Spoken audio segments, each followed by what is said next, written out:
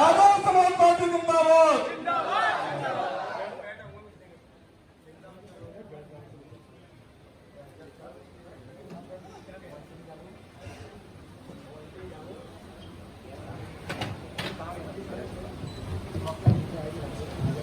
जय भीम, नमो बुद्धाय, जय मंडल, जय जोहार, जय संविधान और आप सभी के लिए मंगल कामनाएं। मिशन 78 द्वारा आज यहाँ पर प्रबुद्ध जन, जो समाज का पढ़ा लिखा अधिकारी कर्मचारी या जिम्मेदार तबका, उनका ये सम्मेलन जो है बुलाया गया है इस मंडल में। इसके लिए मैं यहाँ की पूरी टीम का दिल की गहराई से अभिनंदन और स्वागत करता हूँ कि उन्होंने एक अच्छे कार्य को बड़ी जिम्मेदारी से अंजाम दिया। इस अवसर पर यहाँ उपस्थित जो आज की अध्यक्षता कर रहे हैं चौधरी कैलाश नाथ जी, जो प्रदेश संयोजक है मिशन 78 के, आजाद समाज पार्टी उत्तर प्रदेश के सम्मानित प्रदेश अध्यक्ष वीर कुमार चित्तौड़ जी, पूर्व DSP Kalyan Singh ji, professor Devendra Kumar ji, professor Vijendra Kumar ji, बहन कंचना भारती जी, डॉक्टर राकेश बाबू पिप्पल जी, राम गोपाल मानव जी जो जोन इंचार्ज है, मुकेश जाटव जी, जो हमारी मेयर प्रत्याशी हैं दीदी श्वेता सिंह जी, हमारे भीम आर्मी के प्रदेश प्रभारी सिकंदर बोध जी, एमएस मेश जी, राजू अंसारी जी, बेबी गौतम जी, विक्की आजाद जी, अनिल करदम जी, एडवोकेट ब्रजेश जी, राजकुमार गौतम जी, विजयपाल जी, सुंदरलाल जी, मास्टर मान सिंह जी, विशाल अम्बेडकर जी, हरिओम यादव जी, देशराज भारती जी, सुखराम आदिवंशी जी, और कोई साथी अगर जिसका नाम मुझसे छूट गया हो तो यहाँ उपस्थित हो। हमारी राष्ट्रीय कोर कमेटी के मेंबर, मेरे साथ चल के आए भाई अमित कसाना जी,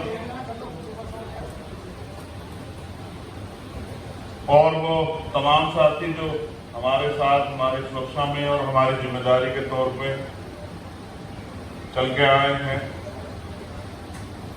उन सबका भी बहुत बहुत धन्यवाद। इसके बाद यहाँ उपस्थित हमारे मिशन 78 के कर्मचारी, पदाधिकारी, सम्मानित साथी, भीम आर्मी आजाद समाज पार्टी के सम्मानित युवा नेता और कार्यकर्ता, हमारी माताएं बहनें, उन सबका भी यहाँ धन्यवाद।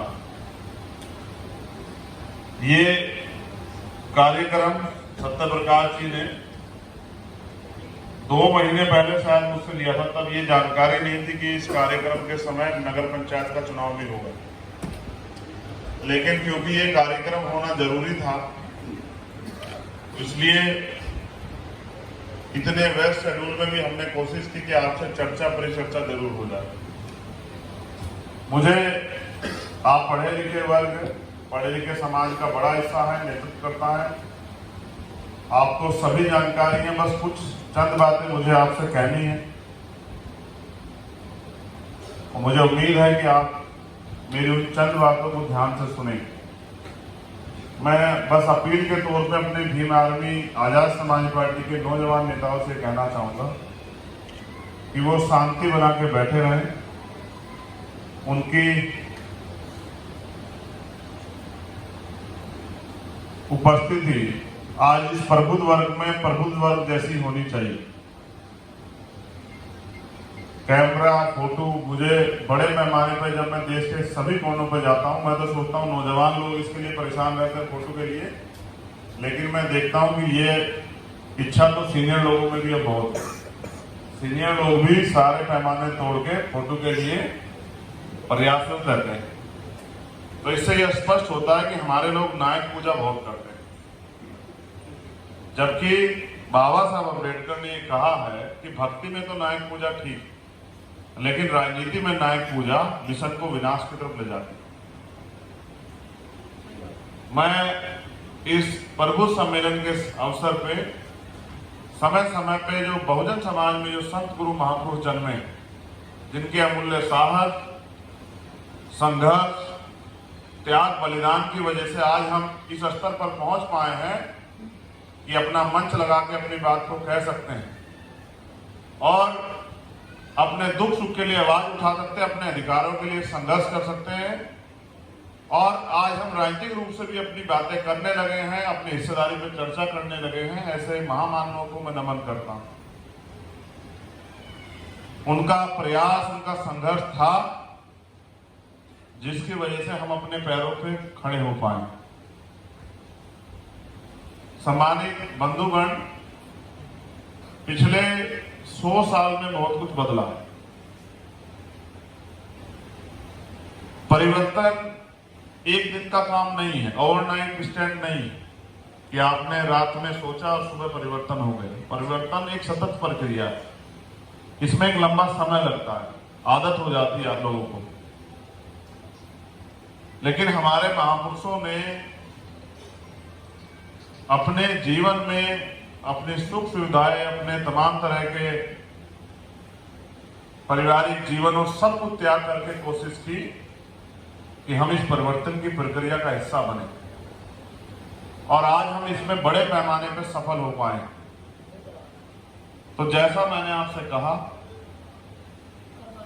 कि हमें अपने महापुरुषों को पूजना नहीं, पढ़ना चाहिए।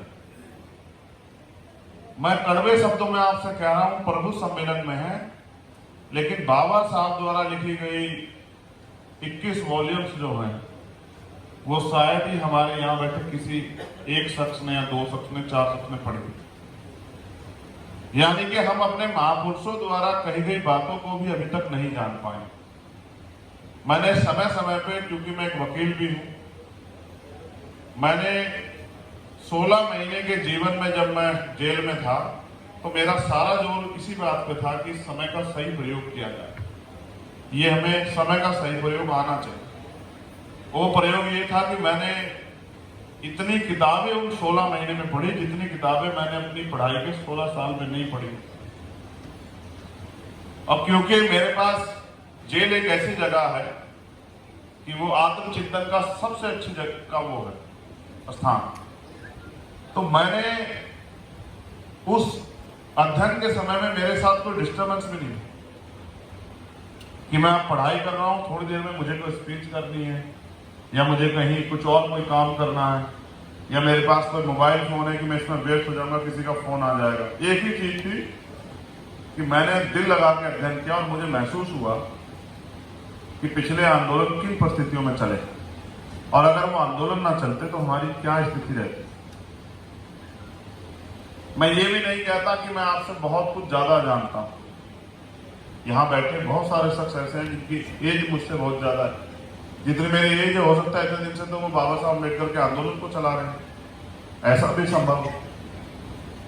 लेकिन जो मैंने सीखा है उस पर चर्चा करना, क्योंकि मैंने पढ़ा है कि अपने जीवन के अंतिम समय तक व्यक्ति को सीखना चाहिए। सीखने के लिए कोई उम्र नहीं होती, सीखने के लिए कोई जगह नहीं होती।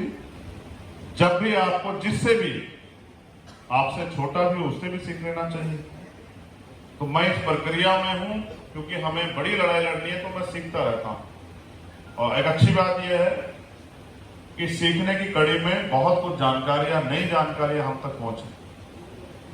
जैसे मैं एक घटना आपसे साझा करूंगा, क्योंकि आगरा का उदाहरण हम लोग पूरे देश में जाके देते हैं जब बाबा साहब की बात करते हैं।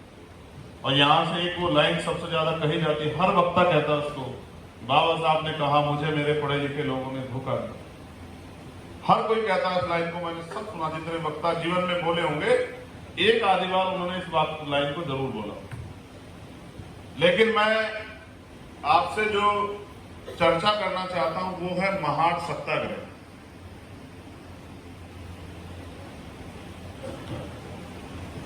मैं इसलिए उस पर चर्चा करना चाहता हूं क्योंकि उस घटना को लगभग 100 साल हुए लगभग, और इन 100 सालों में आज ये स्थिति है कि महाड़ सत्याग्रह तालाब से पानी पीने के लिए हुआ। जिस तालाब में जानवर पानी पी सकते थे, उस तालाब से भी वंचित वर्ग के लोग पानी नहीं पी सकते। इसके लिए बाबा साहब अम्बेडकर ने महान सत्याग्रह किया। यानी कि 100 साल में आज परिस्थिति बहुत बदल गई है उनके संघर्षों की वजह से। आज तो हम बिस्लरी का पानी पी रहे, देखिए रखी हुई एक्वा पीना है, कोई ऐसी बोतल हो गई। तो यानी कि 100 साल में बड़ा बदलाव हुआ। और उसी समय बाबा साहब अम्बेडकर ने कहा कि जाओ अपनी घर की दीवारों पर लिख दो, हम इस देश के शासक। कई जगह लिखा है कि हमें इस देश का शासक बनना है। ये बात जब बाबा साहब अम्बेडकर से जिन लोगों ने सुनी, उन्होंने पूछा बाबा साहब अम्बेडकर से कि बाबा साहब आप कह रहे हैं कि हम इस देश के शासक हैं, घर की दीवारों पर लिख दो। हमारे यहाँ तो घर ही नहीं, छत ही नहीं, दीवारें ही नहीं, तो हमारे यहाँ तो लगे हुए हैं, तिरपाल वगैरह लगी हुई है।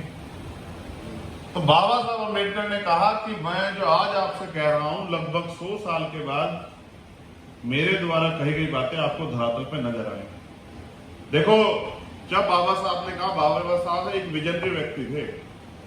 100 साल के बाद आज हम पे घर है ना, दीवारें भी हैं। तो मैं जब फिर मैं महान सत्याग्रह पे आता हूं, उससे पहले मैं अपने साथियों से कहूंगा कि वो उसको लोप कर दें। जो समय से यहां नहीं पहुंच सकता, जिसके लिए अपना समय कीमती है, उसके लिए हमारा समय भी खराब नहीं होना चाहिए। जब समाज अनुशासन पैदा करेगा तभी अनुशासन आएगा, कहने से अनुशासन नहीं आता है। आज नहीं तो कल समाज को अपने अंदर शक्ति पैदा करनी पड़ेगी। इसका नुकसान भी आज बताऊंगा मैं आपको, अभी झेल के आया हूं। तो महान सत्याग्रह में जब महान सत्याग्रह समाप्त हुआ, बाबा साहब ने विरोधियों की लाठियों का सामना किया, मारपीट हुई, तो बाबा साहब ने अपने साथियों से पहले ये कहा था रणनीति के तौर पे कि आज हम उनकी लाठियों का जवाब नहीं देंगे। और जब वो आंदोलन समाप्त हुआ तो ऐसे उन्होंने अपने लोग साथियों को इकट्ठा हुए एक संदेश के तौर पे कहा कि जब भी हम लोग इकट्ठा होंगे तो हम अपनी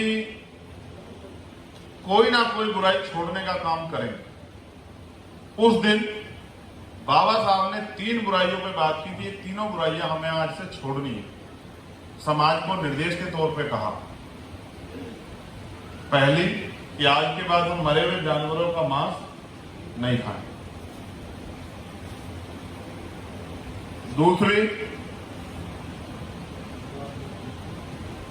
कि आज के बाद हम कोई गंदा व्यवसाय नहीं करें। उस समय हमारे लोग मैला ढोना, मरे हुए पशुओं को ढोना, इस काम को बड़े पैमाने पे करते थे। यही व्यवस्था ने यही काम दिया था हमारे लोगों को, चमड़ा उतारना, चमड़ा छीनना।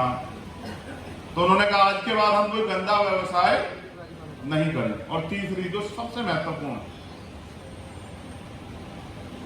कि भारत में जाति व्यवस्था है, जाति के आधार पर ऊंच नीच है। जब तक हम लोग इस देश में जाति व्यवस्था को समाप्त नहीं कर पाते, तब तक जाति के आधार पर जिस जाति में है उस जाति को हम नीच जाति समझ के घृणा नहीं करेंगे, अपना मनोबल बिल्कुल डाउन नहीं करेंगे। आप मेरे द्वारा कही गई बातों को किताब में पढ़ लेना, ये बाबा साहब ने कहा। और बाबा साहब ने कई बार अपने स्टेटमेंट में कहा कि महार इज मार्शल कौम, महार जाति जो है वो मार्शल जाति। जितने चिंतक यहां बैठे पढ़ लेना आप जाके, अगर मैं गलत बोल रहा हूं। कई बार बाबा साहब अम्बेडकर ने इस बात का जिक्र, उनका इस बात के पीछे उद्देश्य क्या था? क्या बाबा साहब जाति को मानते थे,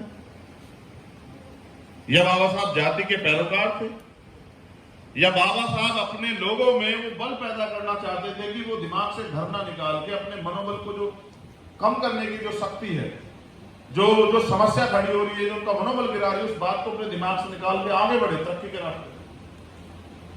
ये बात मैंने आपके सामने इसलिए रखी क्योंकि मैं उसी कड़ी को आगे बढ़ाने का प्रयास कर रहा हूं। मान्यवर काशीराम साहब ने कहा कि जब तक इस देश में जाति व्यवस्था है, मैं जाति का प्रयोग अपने लोगों के लिए करता हूं। ना वो जाति व्यवस्था के वो समर्थक थे, लेकिन बड़े बड़े मंचों से उन्होंने अपने जाति के लोगों से कहा कि खड़े हो जाओ अपने पैरों पे। इसका मतलब वो दूसरी जाति को नीचे थोड़ा गिरा दे। वो ये संदेश दे रहे थे कि तुम्हें खड़ा होना पड़ेगा क्योंकि तुम सबसे ज्यादा गिराए गए लोग। व्यवस्था जब बनी, जिन्होंने बनाई, उन्होंने आपको इतने निचले स्थान पर गिराया कि आपको खड़े होना पड़ेगा, आपको नींव का पत्थर बनना पड़ेगा, आपको अपने कंधे मजबूत करने पड़ेंगे कि आपके कंधों पे पैर रख के कुछ लोग तैयार हो जाए समाज के, जो समाज की लड़ाई को लड़ सके। ये प्रभुजनों का सम्मेलन, मेरे प्रभु समाज के लोगों, आंदोलन तो कोई भी शुरू कर सकता है। मैं कर सकता हूं, चित्तौड़ साहब कर सकते हैं, कैलाश जी कर सकते हैं, विजेंद्र जी कर सकते हैं, निमेश जी कर सकते हैं, हमारी बहन श्वेता सिंह जी, आप में से बेटा कोई आदमी भी किसी भी नाम से कोई आंदोलन शुरू कर सकता है। ये भारत का संविधान को अधिकार देता है। लेकिन किसी भी आंदोलन को कामयाब करने के लिए उस आंदोलन को पढ़े लिखे लोग ही सींच सकते हैं, क्योंकि पढ़े लिखे लोग ही समाज का नेतृत्व करते आए, और जब जब पढ़े लिखे लोगों ने समाज का नेतृत्व किया, तब तब समाज बलवान हुआ है, समाज शक्तिशाली हुआ है, समाज की चिंतन शक्ति बढ़ी है, समाज को अपने बल का इतिहास एहसास हुआ है। कब? जब पढ़े लिखे लोगों ने समाज का नेतृत्व किया।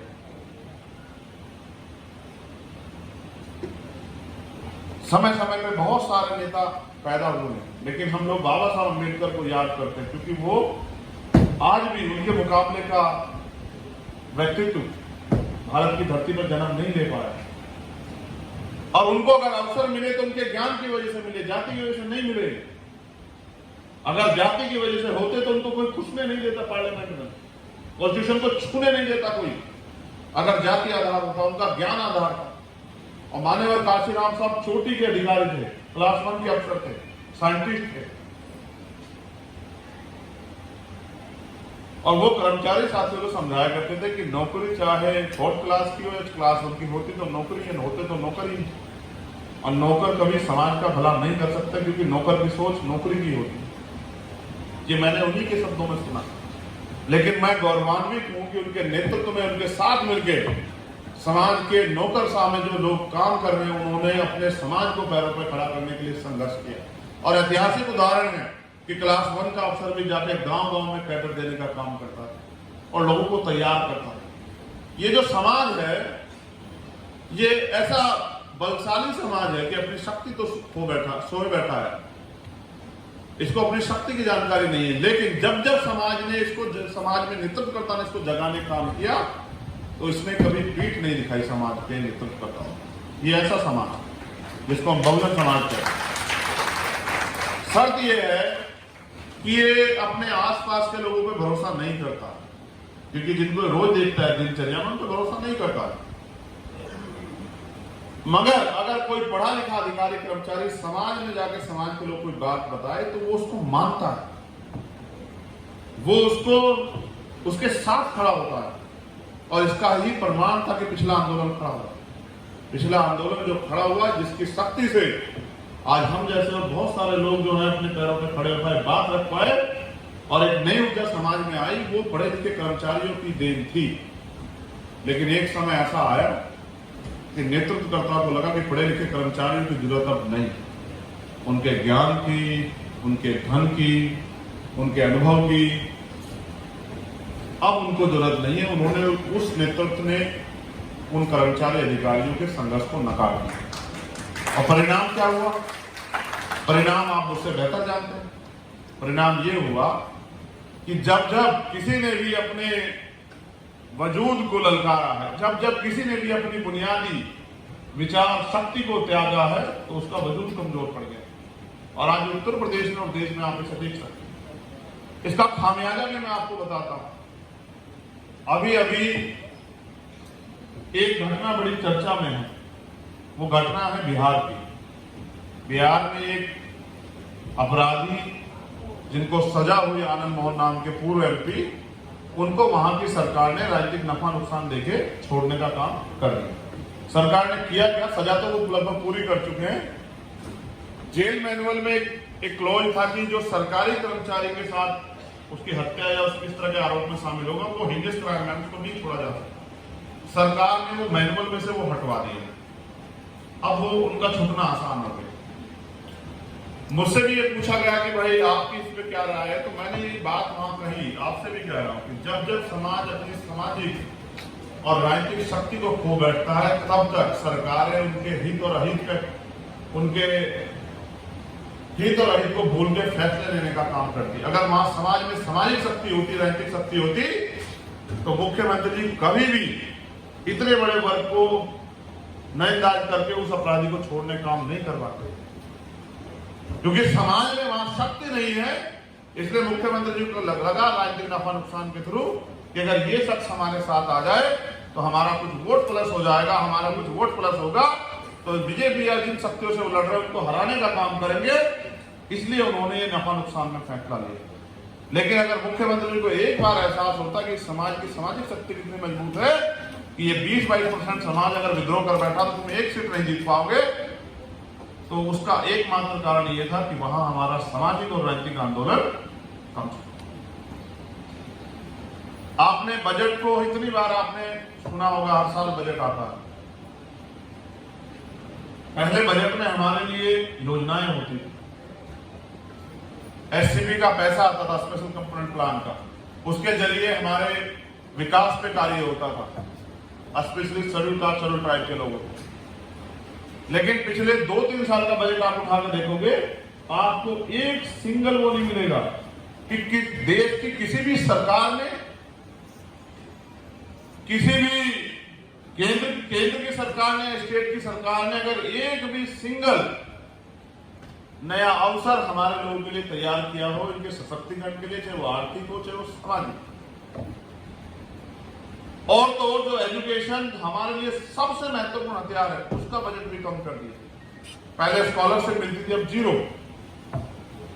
पहले हॉस्टल में बच्चे रहते थे, हॉस्टल ऐसा ही रहा के रहने लायक हो जाए, कोई सुविधा नहीं है हॉस्टल में।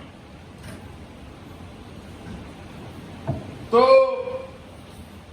तमाम तरह से हमारी राजनीतिक शक्ति कमजोर होने के कारण सरकारों ने हमें इग्नोर करना शुरू कर दिया। और अगर ज्यादा दिन तक समाज राजनीतिक शक्ति से दूर रहा तो ऐसा भी हो सकता है कि आपकी नजरअंदाजी इतनी बढ़ जाए कि आप डिबेट और चर्चा के विषय से भी बाहर हो जाए।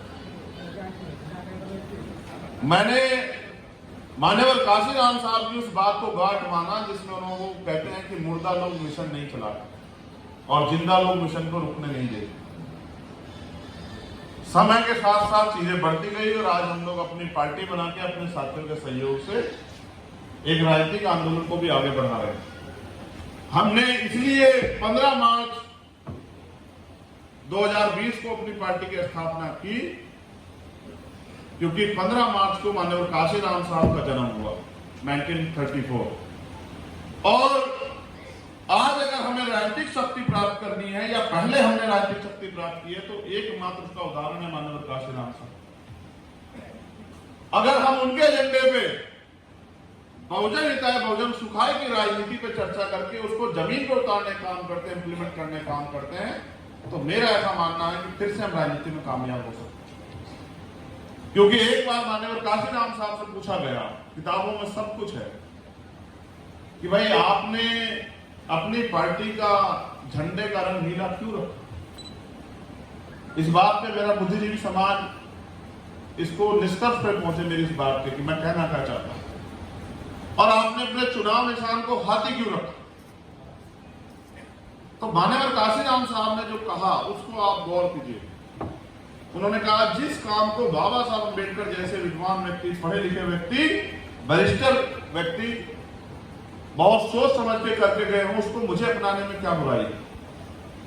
जब बाबा साहब अम्बेडकर ने अपनी पार्टी का झंडा नीला रखा, अपना चुनाव निशान हाथी रखा, तो उस पर काशीराम क्यों सोचे। आज मैं ये बात आपसे कहता हूं कि जिन महापुरुषों ने अपना सारा जीवन बलिदान कर दिया, उनके बच्चों की अगर राजनीतिक हैसियत इतनी कमजोर हो जाए कि उनकी हत्या पे, उनके बच्चों के रेप पे, उनके शोषण पे, सामाजिक असमानताओं पे भी अगर कोई चर्चा ना हो तो उसका समाज को आकलन करना चाहिए। आज आपके पास कौन है जो विधानसभा और लोकसभा में आपकी आवाज उठाए। मेरी बात छोड़ दीजिए, मैं तो कल आया हूं। हमारी पार्टी का निर्माण हुआ 15 मार्च 2020 में, लेकिन आप तो अपनी राजनीतिक शक्ति बहुत पहले खो बैठे हैं। आपको और मुझे चिंतन करना पड़ेगा कि हम कहां खड़े हैं। आज देश के सरकार जो पीसीयू है, पब्लिक सेक्टर है, जिससे हम अपने पैरों पर खड़े हुए, मैं उन्हीं से तो पूछ रहा हूं जो पब्लिक सेक्टर से निकल के आए हैं, पब्लिक सेक्टर में हैं। आप बताओ, आपके आने वाली पीढ़ियों को कहां से मिलेगी सरकारी नौकरी? क्या नेताओं के लिए एजेंडा नहीं है? क्या ओल्ड पेंशन नेताओं के लिए एजेंडा नहीं है? क्या प्रमोशन रिलेशन नेताओं के लिए एजेंडा नहीं है? क्या कर्मचारी की सुरक्षा और जो विभागों में उसका शोषण हो रहा है, ये एजेंडा नहीं है नेताओं के लिए? कौन चर्चा कर रहा है आपके मुद्दों पर? इसलिए समाज को सही दिशा दी जाए और जो नौजवान फौज आर्मी हमने तैयार की है, जो हमारे एक इशारे पे बड़ी से बड़ी तानाशाही ताकत को धूल चटाने के लिए तैयार है, उसको मार्गदर्शन कैसे मिले? क्योंकि अकेला चंद्रशेखर इस काम को नहीं कर सकता है, बहुत बड़ा समाज है। उसके लिए आपके अनुभव, जो इतने लंबे समय का आपका अनुभव है, आपका ज्ञान है, उसकी मुझे जरूरत है। इसलिए मैं इस मीटिंग के लिए धन्यवाद देता हूं।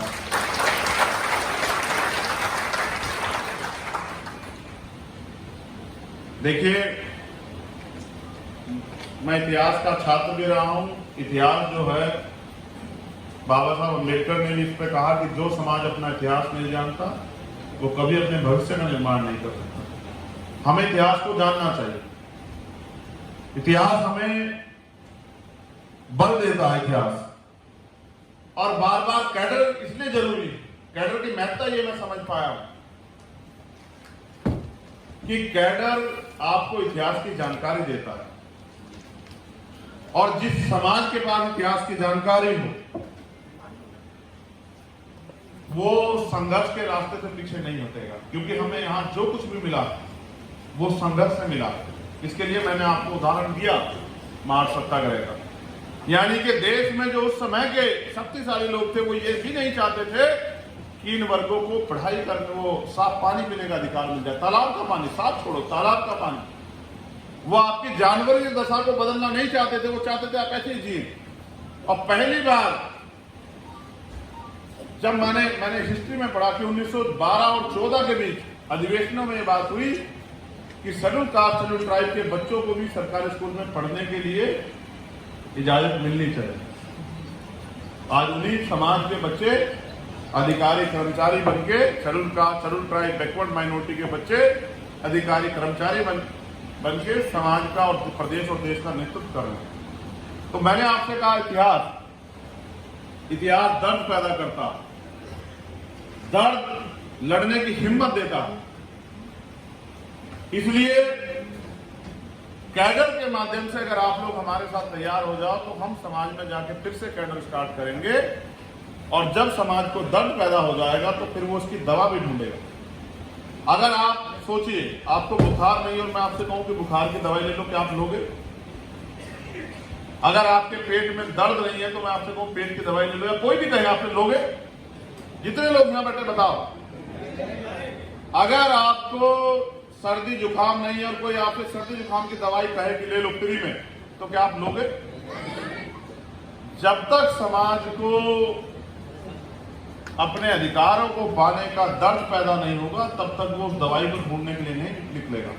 जब आप कैडर कराओगे, कैडर से वो दर्द पैदा होगा, फिर समाज अपने अधिकारों की लड़ाई को, अपने अधिकारों को प्राप्त करने के लिए दवा ढूंढेगा। वो दवाई, भारत में वो दवाई सिर्फ सत्ता के पास है। जिनकी सत्ता होती है उनको किसी के आगे हाथ फैलाना नहीं पड़ता। मैंने तो इस बात को तब समझा जब मैं निर्दोष होते हुए 5 महीने से जेल में था, और जैसे मेरी हाईकोर्ट से बेल हुई, मेरे मन में इच्छा पैदा हुई कि कल मैं इस 4 दीवार के बाहर जाके सूर्य देखूंगा। और रात को मैं 3 बजे लेटा हुआ था, मेरे पास अधिकारियों की एक फौज आई, मेरा वो गेट बजाया। मैं 6x10 की कुटिया में रहता था, उसमें उसको चक्की बोलते हैं, चक्की। उन्होंने कहा कि आपको दफ्तर बुला रहे हैं। उससे पहले मेरे ऊपर एक हमला भी हो गया था जेल में, तो मैंने सोचा कि पता नहीं रात में क्या मुसीबत हो सकता है कि नहीं नुकसान पहुंचाने का कोई वो हो। तो मैंने कहा भाई एक अधिकारी है, उनको बुला के लाओ, तब आऊंगा मैं तुम्हारे साथ। रात का क्या भरोसा, सब तो सो रहे हैं। तो वो अधिकारी आए, मैंने पूछा कि क्या बात है, तो कहा कि चलना पड़ेगा। तो हमने कहा ठीक है। सर्दी का समय था, नवंबर का महीना, 2 नवंबर की सुबह की बात है, 3 की। तो मैं जब दफ्तर गया तो इतनी बड़ी बड़ी 2 फाइलें रखी हुई थी। तो मैंने कहा ये क्या, एहसास मुझे था कि एनएसए लग रही। तो उन्होंने कहा ये एनएसए की फाइल है, आपको इस पर साइन करने पड़ेंगे जमा, एक आपके लिए, एक प्रशासन के लिए, एक जेल को देंगे। हमने कहा ठीक है। तो हमने कहा हम आपके वाले पे साइन कर देंगे जो आपको ले जाना है। भाई हम भी, हमारे भी राइट है, अब हम पढ़ के सोएंगे, सुबह हम जब उठ जाएंगे तब हम आपकी बाकी दोनों फाइलों पे साइन कर देंगे कार्ड। तो उस दिन मुझे एहसास हुआ कि जिनके पास सत्ता है वो निर्दोष व्यक्ति को भी मरने के लिए मजबूर कर सकते हैं, ये सत्ता की ताकत है। और जिनके पास सत्ता, मुझसे कहा, चित्तौड़ साहब यहाँ बैठे हैं, मैं आपको सीरियसली कह रहा हूं, मुझसे किसने कहा आनंद मोहन की हत्या, आनंद मोहन ने एक आईएएस की हत्या की, चंद्रशेखर जी क्या कहना चाहोगे? फिर मैंने कहा बेड़ा गर्क हो जाए देश के राजनेताओं का, और स्पेशली बहुजन समाज के राजनेताओं का। क्योंकि जब लेटरल एंट्री से, जब अगर 150 लेटरल एंट्री से आईएएस आईपीएस बनाए गए, कमिश्नर बनाए गए, तो आरक्षण के हिसाब से उन 150 में हमारा जो कोटा बैठता था, तुम एक आईएएस की हत्या पे रो रहे हो, वहां 20 से ज्यादा आईएएस की हत्या हुई, तब तुम्हें दिखाई नहीं दिया। अगर आपका कोटा नहीं मिला, आपको संवैधानिक जो अधिकार नहीं मिला, तो ये भी तो हत्या हुई है, नहीं हुई बताओ। तो किसी नेता को क्यों नहीं दिखाई दिया कि ये क्या हो रहा है देश में? जब लेटरल एंट्री से आपने कमिश्नर रैंक का अधिकारी बना दिया, एक आईएएस भी 15 साल के प्रमोशन पे जाकर बैठता है वहां। जब आप सेक्रेटरी अंडर सेक्रेटरी बनाने लगे बीजेपी के लोग सरकार में बैठे, तो नेताओं की कैसे कहां चले गए? नेताओं की सोच आप देखिए। तो मैंने कहा इनका बेड़ा गर्क हो जाए, इन्होंने समाज को तटपुंजिया बना दिया है कि समाज से बस लड़ो लड़ो, आपस में लड़ो, आपस में लड़ो। ये नहीं बताया कि समाज की तरक्की का रास्ता कहां से खुलेगा। समाज ने आपको बागडोर इसलिए सौंपी थी मेरे सम्मानित नेताओं कि आप समाज का नेतृत्व करेंगे, लेकिन अगर आपको समाज की हत्या पे, बहिष्कार पे, अन्याय पे, इनके लुटते अधिकारों पे भी दर्द नहीं हो रहा है, तो आप इनसे वोट का रिश्ता रखते हो। तो ये राजनीति कभी बाबा साहब अम्बेडकर ने नहीं चाहिए थी समाज के लिए। उन्होंने तो ये कहा कि लक्ष्यहीन नेता समाज के लिए खतरनाक होता है। और आज कोई आ जाए, अभी यहां चर्चा होगी क्योंकि मैं चला जाऊंगा चुनाव में, आप बताओ आज के नेता कौन से सर्वगुण संपन्न है? बताओ, जो आ जाए, जिसको टिकट मिल जाए, आ जाओ लड़ो। बाकी समाज को वोट देनी है, समाज दे वोट, और चुनाव के बाद ढूंढ लो नेताजी को कहां है, तो मिलेंगे नहीं आपको। अगर हार जाएंगे तो नेताजी कहेंगे आप इन्होंने लूट लिया, चाय पी ली, खाना खा लिया, सब कुछ, और जीत जाएंगे तो अपना पैसा बनाते घूमेंगे। इस राजनीति से समाज का क्या भला है बताइए? समाज को ऐसे नेताओं की जरूरत है जो संघर्ष, काशीराम साहब कहते हैं कि युवाओं को मिशन की भट्टी में तपना होगा। मुझे 10 साल हो गए घर छोड़े हुए, 2013 से लेकर 2023, और कौन सी भट्टी लेके आऊं आप बताओ मुझे, जिसमें तब के आप मान लो कि ये हमारी लड़ाई लड़ सकता है भाई। कहां वो भट्टी है वो बता दो, उसी में जाके खड़ा हो जाता हूं। जो मेरा ये सम्मानित समाज मेरे कंधे में हाथ रख देगी, चल भाई अब तो लड़ ले, अब तुम तेरे साथ। मेरे पिताजी कहा करते थे, कहावत उनके उसमें अपनी भाषा में, कि बल्टी में बाले तो कुछ और मजा है और बुझा कर वाले तो कुछ और मजा है। मैं इसको हिंदी में समझा देता हूँ। पश्चिम में थोड़ी सी खड़ी बोलते हैं ना, वो कहते थे कि अगर आग जल रही हो, उसी में अगर आप एक लकड़ी लगा दो तो उसका कुछ और मजा है, लेकिन अगर बुझा के अलग से जलाओ तो उसका कुछ और मजा है। तो मैं तो मजबूर हो गई इस आंदोलन को अपने महापुरुषों के अधूरे सपने को पूरा करने के लिए निकला कि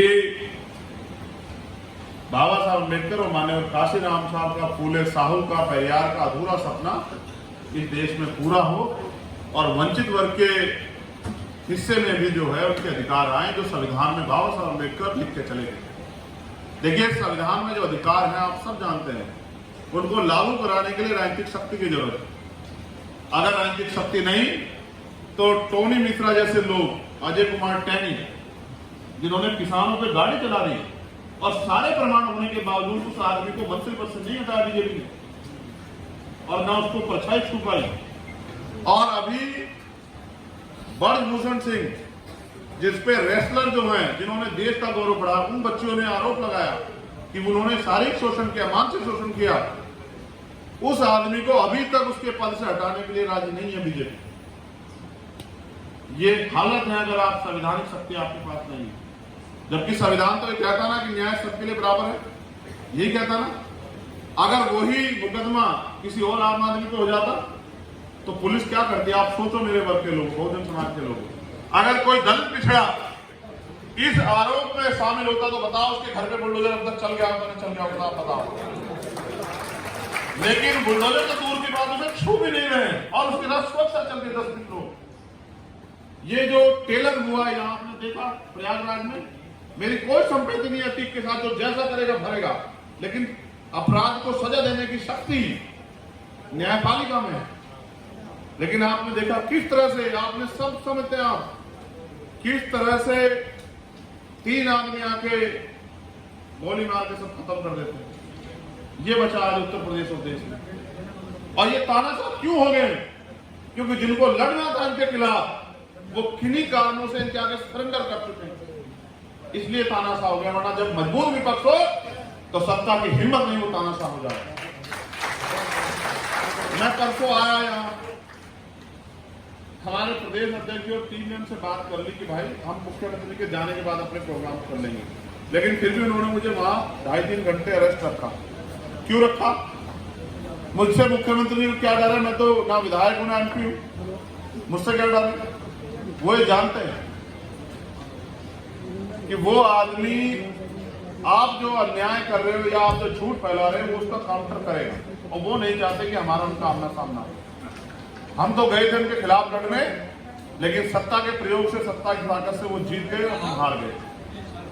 और जब हम हारे तो मैंने सीखा है कि हारता वो है जो गिरकर खड़ा नहीं होता, हारता वो है जो हार से सीख नहीं लेता, हारता वो है जो हार स्वीकार करके और अपने घर बैठ जाता है। मैंने तो हार से सीख ली कि हमें और ज्यादा मेहनत करनी है, और अपने साथियों को भी जो हमारा अनुभव वो जा जाके बताने लगे। इस बार फिर हम प्रयास कर रहे हैं कि हम इस लड़ाई को जीते। एक शंका मैं आपके सामने दूर करना चाहता हूं, इस बात को इस तरह से समझिए कि हमेशा जो टूट होती है वो कमजोर नहीं करती है समाज। कभी कभी जब टूट होती है तो उससे नव निर्माण भी होता है। उदाहरण के तौर पे जब एक अंडा टूटता है तो एक नए जीव का निर्माण होता है। इससे अंडे की शक्ति कम नहीं होती है, लेकिन वो नया जीव क्या पता नई चीजों का निर्माण कर दे, क्या पता वो अपने जीवन में कई और नए अध्याय को जो है आगे बढ़ा पाए। इसलिए मैं हमारे लोगों को मैं ये मानसिक तौर पर समझता हूँ, कहते हैं भाई ऐसा ना हो, ये भी ना बचे, वो भी ना बचे, ये भी ना हो। मैं आपसे पूछना चाहता हूं, अपने मन से सोचो कि नेता का बेस वोट क्या होता है? उसकी जाति। यही है ना भारतीय लोकतंत्र कि नेता का बेस वोट क्या होता है? उसकी जाति। यही कहा जाता है ना। 4 बार सीएम रहने के बाद भी माननीय बहन जी दलितों की नेता कहलाती है ना। उन्होंने तो विचार भी बदल दिए। ऐसे ही काशीराम साहब बहुजन समाज के इतने बड़ा नेता होने के बाद क्या कहलाते हैं? दलित नेता। नहीं, मीडिया यही कहती है, उनका चरित्र यही है, वो तो बहुजन नेता हम जानते हैं। और चौधरी चरण सिंह जी किसानों के इतने बड़ा नेता, प्राइम मिनिस्टर होने के बाद भी वो मीडिया को जाट नेता कहते हैं। हमसे विपरीत मुलायम सिंह यादव जी को भी वो मीडिया यादव नेता हमेशा कहते हैं। यही कहा ना हमेशा से। ये चरित्र है मीडिया का कि वो हमें डराने धमकाने का काम करेगी, हमें मुद्दे से डाइवर्ट करने का काम करेगी। मैं आपसे सवाल के तौर पर कह रहा हूं कि अगर नेता का बेस वोट होता है उसकी जाति, तो अरविंद केजरीवाल जी बनिया जाति से आते नहीं आते? बताइए, मैं गलत तो नहीं कह रहा हूं। उनका बेस वोट हुआ उनकी जाति, उनकी पूरी जाति भारतीय जनता पार्टी के साथ है या नहीं है? बताइए। तो भाई 10 साल में उनकी पार्टी राष्ट्रीय पार्टी होगी, उनके पास एक और शक्ति का निर्माण हो गया, वो तो रो नहीं रहे हैं। बताओ आप, वो लोग रो रहे हैं। उनका 15% वोट है। हम बहुत 85 से सुनते आ रहे हैं इस बात को कि ये 15% वोट के लोग हैं, 15% वोट के लोग हैं। आप ये बताओ, 15% वोट पे लेफ्ट भी है, 15% वोट पे कांग्रेस भी है, 15% वोट पे बीजेपी भी है, 15% वोट पे आम आदमी पार्टी में राष्ट्रीय पार्टी बन गई और आप लोग ये कह रहे हो खुद तो पहले तो कहते हो 85% वाले हो, फिर ये कहते हो साहब 2 होगी 3 होगी। देखो उनका दिमाग, वो आपकी वोट पे राज कर रहे हैं। दिल्ली में वो किसकी वोट पे सरकार बनाए हुए हैं? हमारी वोट पे। ये नेता उनको वहां नहीं रोक पाए। पंजाब में वो हमारी वोट पे सरकार बनाए हैं, ये नेता उनको वहां नहीं रोक पाए। इनको एक ही आदमी से तकलीफ है पूरे देश में, वो है चंद्रशेखर आजाद, बस। और ये तकलीफ भी इसलिए है क्योंकि मैं समझौता नहीं कर पा रहा हूं उनसे, न सरकार के लोगों से न विपक्ष के लोगों से। मैं अपने विचारधारा और सिद्धांतों से समझौता नहीं कर पा रहा हूं। देखो स्कूल खुले जाते हैं, यहाँ बहुत सारे स्कूल है नहीं है, कुछ हमारे भी साथियों को जिनके स्कूल होंगे। अगर किसी ने दूसरा स्कूल खोला है तो इसका मतलब तो ये नहीं कि पढ़ाई का स्तर कमजोर हो जाएगा। इसका मतलब ये तो नहीं कि अगर इससे IAS IPS बन रहे थे तो इससे नहीं बनेंगे। अगर उस स्कूल में अच्छी पढ़ाई होगी, अच्छी सुविधाएं मिलेंगी, उस स्कूल में अच्छे विचारधारा पर काम होगा तो अच्छे लीडर्स का, अच्छे विधायक और सांसदों का निर्माण स्कूल से हो सकता है। हम ऐसा क्यों नहीं सोचते इस बात? जब वो लोग नई पार्टी बना के 10 साल में उस पार्टी को राष्ट्रीय पार्टी बना सकते हैं तो हम अपनी दूसरी पार्टी को क्यों ताकत नहीं दे सकते हैं? आप बताओ। आपको लक्ष्य से मतलब है? हमारे यहाँ कहते हैं आम खाइए गुठली के दाम मत पूछिए। समाज को आम से मतलब है या गुठलियों से बताओ। समाज को राजनीतिक शक्ति चाहिए, संरक्षण चाहिए, अधिकार की सुरक्षा चाहिए, नए अवसर चाहिए, या उनको गुठलियों के दाम गिनने बताओ। ये सवाल मैंने आपसे इसलिए छोड़ा कि देश में कुछ बचा नहीं है। 2024 के बाद हो सकता है संभवतः कुछ ना बचे। ये मेरी बात पे आप गौर कर लो। अगर पब्लिक सेक्टर खत्म हो जाएगा, मेरे लोगों मुझे जवाब दो कि मैं अपने भाइयों को एक सरकारी नौकरी देने के हैसियत में रहूंगा, चाहे कुछ भी हो जाए। और प्राइवेट सेक्टर जिसका बिल्कुल जो है वो पूंजीपतियों के कब्जे में है, ऊंची जातियों के कब्जे में, तथा ऊंची जातीय व्यवस्था के हिसाब से है, वो लोग आपको अपनी उसमें क्या नाम कंपनियों में किस पदों पे रखना चाहेंगे आप बताओ। तो समाज को लेबर बनने के लिए छोड़ दो कि लेबर बन जाओ भाई जाके। पढ़ा लिखा नौजवान सड़कों पे घूम रहा है, BTech MTech करके हमारे बच्चे, MA PhD करके हमारे बच्चे स्कूल के बाहर खड़े, कोई नौकरी देने वाला नहीं, ना प्राइवेट में ना सरकारी। अगर आप राजनीतिक शक्ति का निर्माण नहीं करोगे तो बताओ अपने बच्चों के सपनों को कैसे पूरा करोगे? मेरे लोगों बताओ। अगर मैं कामयाब हो गया हूं, मेरा परिवार आगे बढ़ गया, तो समाज का क्या जिम्मेदारी हम पे नहीं है? फिर हम कैसे बुद्धिजीवी वर्ग है भाई? आज हम इन कुर्सियों पे बैठे हैं तो हम अपने भाई का हिस्सा लेके आए नहीं आए? बताओ। व्यक्ति को नहीं मिला आरक्षण, समाज को मिला आरक्षण। किसी एक परिवार को नहीं मिला आरक्षण, किसे मिला है? समाज को मिला। अगर हमने समाज से हिस्सेदारी ली है तो समाज के सुख दुख और उसको आगे बढ़ाने की जिम्मेदारी में भी हमारा योगदान होना चाहिए। मैं तो आपसे, क्योंकि मैं संघ की महत्ता समझता हूं, संगठन कि उसकी महत्ता क्या है, उसका उदाहरण बताता हूं। आप सब पढ़े लिखे लोगों मुझे जवाब देना, मुझे गलत साबित कर देना, खड़े होकर उंगली उठाकर मैं आपको जवाब देता हूं। अगर व्यवस्था के आधार पर जो ऊंची जाती है भारत में, अगर वो किसी दलित पिछड़े का अहित कर दे, हत्या कर दे, मूछे काट दें, घोड़ी से उतार दें, रेप कर दें, तो बताओ RSS के लोग उन दलित पिछड़ों के समर्थन में जाते हैं क्या? आप बताओ। जाते हैं नहीं जाते? बताओ। नहीं जाते। लेकिन अगर किसी दलित के साथ, पिछड़े के साथ, मुसलमान का कोई मामला हो जाए तो सबसे आगे कौन खड़ा होता है? आप बताओ।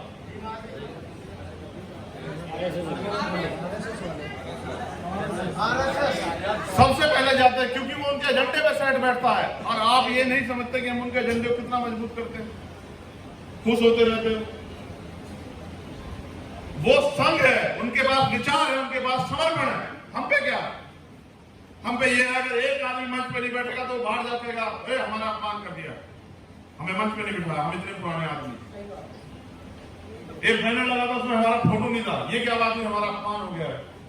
सुनो, हमें मंच से नहीं बुलवाया गया, हम क्या करें उसमें जाके? ये हमारा समर्पण है मेरे लोगों।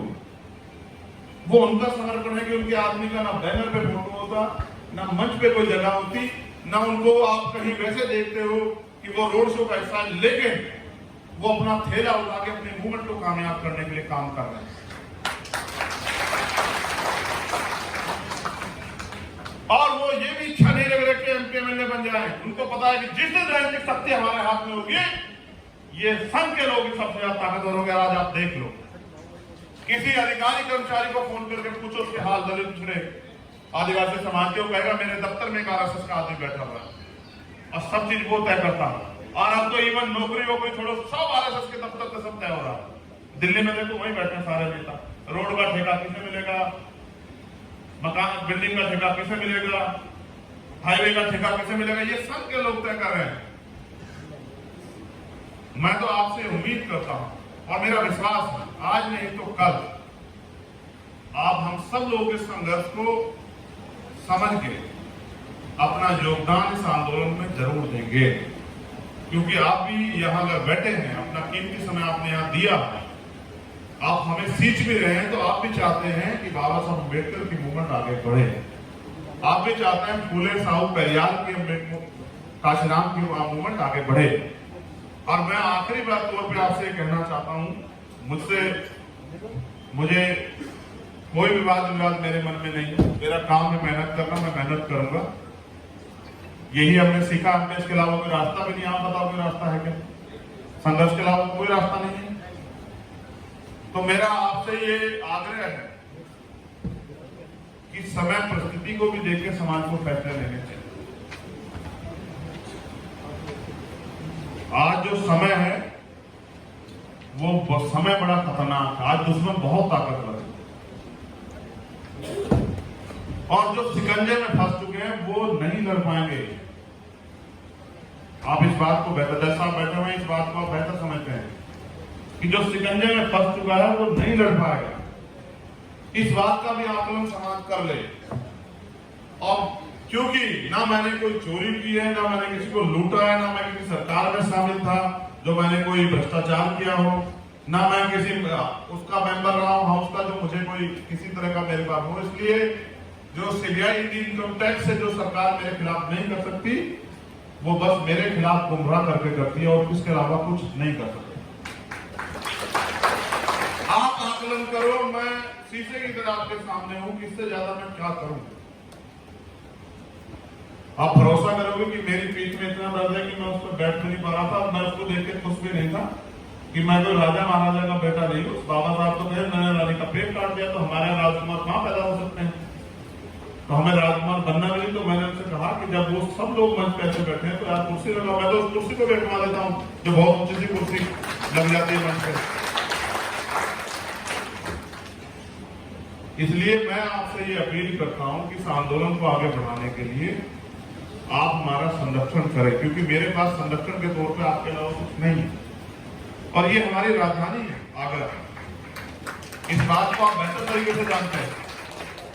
जब मैं नहीं था तब बताओ आगरा में आप पिछले 10 साल में कितनी शक्ति अर्जित कर पाओ। मुझे छोड़ो, चलो हटाते हैं चंद्रशेखर के चैप्टर में, पीछे करते हैं। आप बताओ जिनके नेतृत्व में आप लोग अभी तक, मैं वहां और आप यहां काम कर रहे थे, बताओ कितनी शक्ति अर्जित कर पाए, बताओ। पिछले 10 साल में अगर आप नीचे की तरफ ना आए हो तो मुझे बताओ, आए हो या नहीं आए। इसलिए आपसे कह रहा हूं कि जब आपको ये एहसास हो गया कि भाई नीचे की तरफ भी आ रहे हैं तो फिर कुछ नया प्रैक्टिकल कर लो मेरे साथ मिलकर। युवाओं का जोश, जज्बा, संघर्ष और आपका अनुभव, और आओ लिखते हैं एक नई क्रांति की बात, आओ लिखते हैं एक नया अध्याय जिसको इतिहास में पढ़ा जाए और इतिहास को पढ़ाए और इतिहास में इस बात का जिक्र हो कि हमने कर दिखाया। दुनिया में कोई नामुमकिन नहीं। काशीराम साहब कहते मान लो तो हार और ठान लो तो जीत। मैंने कभी हारना नहीं सीखा, गुलामी मेरे खून में नहीं। मैं डॉक्टर बाबा साहब अम्बेडकर का बच्चा हूं तो मैं गुलामी नहीं बर्दाश्त करूंगा। मैंने तो इसलिए अपने नाम के साथ आजाद लगाया कि मानसिक गुलामी, शारीरिक गुलामी की कोई भी कड़ी, आर्थिक गुलामी कोई भी कड़ी मुझे छू ना पाए।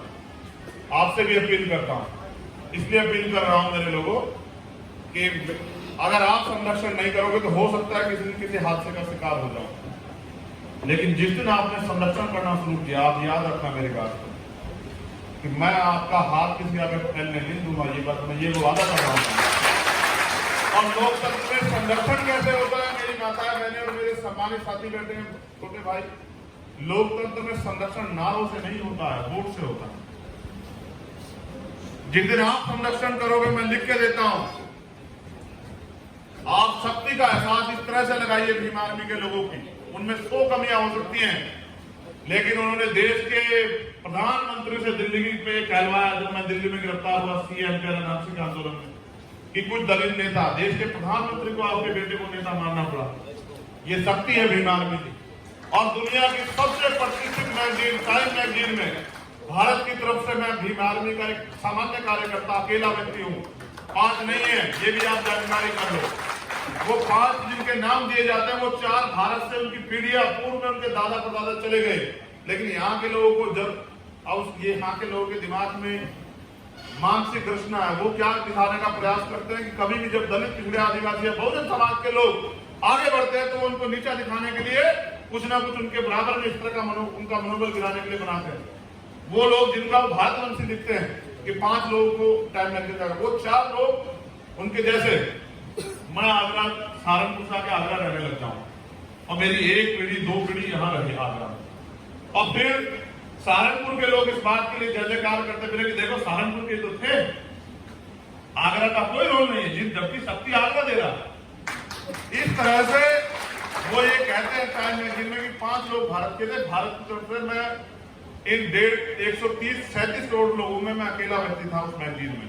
और ये अगर संभव हुआ तो ये भीम आर्मी के उन्हीं नौजवान कार्यकर्ताओं की मेहनत से संभव हुआ। अब मैं उनसे बस ये मांगना चाहता हूँ नौजवान साथियों कि सड़क पे बहुत नारा लगाते हो, जब तक बूथ मजबूत नहीं करोगे, जब तक अपने बूथ पे अपनी वोटों की संख्या सबसे अधिक नहीं करोगे, तब तक नारे से शक्ति नहीं बनेगी मेरे लिए। ये जो नौजवान साथी जो भिड़ सकते हैं किसी, उनसे भी कह रहा हूं, मैं तुमसे दिशा निर्देश के तौर पे कह रहा हूं, अब समय आया है शक्ति देने का। आगरा के जो हमारे सम्मानित युवा नेता हैं, उन सबसे कह रहा हूं, अब समय आया है शक्ति देने का। पिछली बार विधानसभा में आपने मुझे शक्ति नहीं दी, लेकिन इस बार आप नगर की सरकार में मुझे शक्ति दो, फिर देखो। क्योंकि जब बहुत अंधेरा हो चारों तरफ, एक रोज एक छोटा सा जुगनू भी जलता है तो दुनिया को दिखाई देता है, जहां तक उसकी रोशनी जाए। अगर आप आगरा में जो राजधानी हमारे, अगर मुझे शक्ति दे दोगे तो मैं लिख के देता हूं, इसी शक्ति को आधार बना के हम इस आंदोलन को पूरे देश में, पहले उत्तर प्रदेश में, पूरे देश में खड़ा करने का काम करेंगे। मैंने चैलेंज के तौर पर कहा, अभी मध्य प्रदेश में हमने रैली की थी, हमारे सीनियर लोग यहाँ बैठे हुए हैं। उस रैली में मीडिया ने, जो मीडिया हमें बार बार गिराने का काम करते, उसने लिखा कि 4.5 लाख से ज्यादा लोग वहां आए थे। मैंने प्राइम मिनिस्टर को चैलेंज करके कहा कि अगर मुख्य प्रधानमंत्री में दम है तो प्रधानमंत्री जी ये एक सभा उस ग्राउंड में आप करके दिखा दो, एक हम करेंगे। अगर आपकी सभा हमसे मजबूत हुई तो हम राजनीति करना छोड़ देंगे। जबकि उनके पास साधन है, संसाधन है, सत्ता है, सब कुछ है, और हमारे पास सिर्फ आपके प्यार और विश्वास के अलावा कुछ नहीं है। मध्य प्रदेश में हमने विश्वास हासिल किया है, राजस्थान में हमने विश्वास हासिल किया है। मैं आपको फिर कह रहा हूँ, आपका एक संरक्षण मैं आपको 5 साल की गारंटी देता हूँ कि 5 साल में आजाद समाज पार्टी को राष्ट्रीय पार्टी बना देंगे, अगर आपका संरक्षण हमें मिले। मध्य प्रदेश, राजस्थान की जमीन हमारे तैयार है, बिहार की जमीन हमारे तैयार हो रही है, उत्तराखंड, दिल्ली की जमीन हमारे तैयार हो रही है, हमारे लोग मेहनत कर रहे हैं, हरियाणा और पंजाब की जमीन हमारे तैयार हो रही है। और अगर यूपी के हमारे लोग एक बार हमें संरक्षण करने का, हमें काम करने का मौका दे, तो फिर आप देखना, क्योंकि यूपी वो तपोस्थली है, यूपी वो तपस्या स्थली है, यूपी वो संघर्ष की भूमि है जहां बाबा साहब अम्बेडकर के आंसू टपके हैं।